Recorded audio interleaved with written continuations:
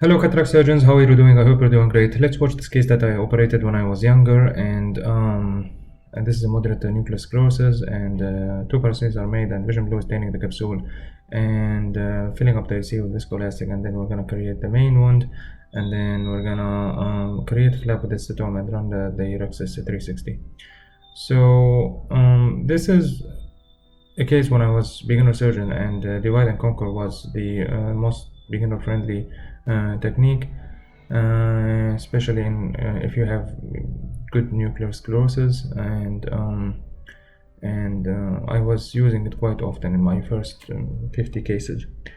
However, the problem that most of us have faced in the past, and some of us still facing, even the senior surgeons are having, that when you start the groove and you have good integrity of the groove, and then you have good groove depth, but when you are trying to crack the nucleus, the things get mushed up, and the nucleus, the groove in the nucleus gets a little messy, and it doesn't have any good integrity anymore, and then it will be difficult to crack the nucleus, and everything will be mushed up, and then you have to rescue the case. So let's see like how we're gonna rescue this case in divide and conquer.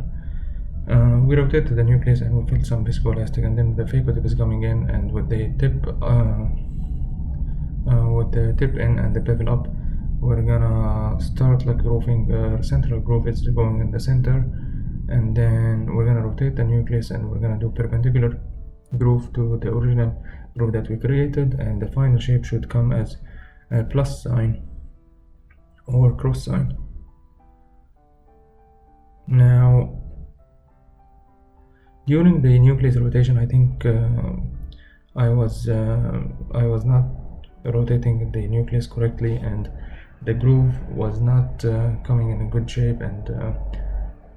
I think I lost the integrity of the temporal groove in this case, and for some reason I couldn't crack it like correctly, and here like it's becoming more mushy, and I can definitely tell that the grooves are lost in their integrity.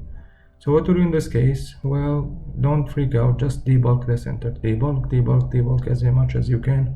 and then introduce the chopper and start bringing the pieces from the equator to the center that you just debulked, and then remove the nucleus pieces one by one. So it's a great technique, like if you face the problem like cracking the nucleus or like losing the groove or the integrity of the groove, just debulk the center, get rid of the thick central nucleus, and then introduce the chopper to the equator, and make sure that the chopper tip goes under the anterior rexis margin, so you don't hook the zonules, and then start scooping the nucleus matter from the periphery down to the center. It's a great technique, especially if you have a good rexis and you can visualize the rexis margin, and you have a good chopper,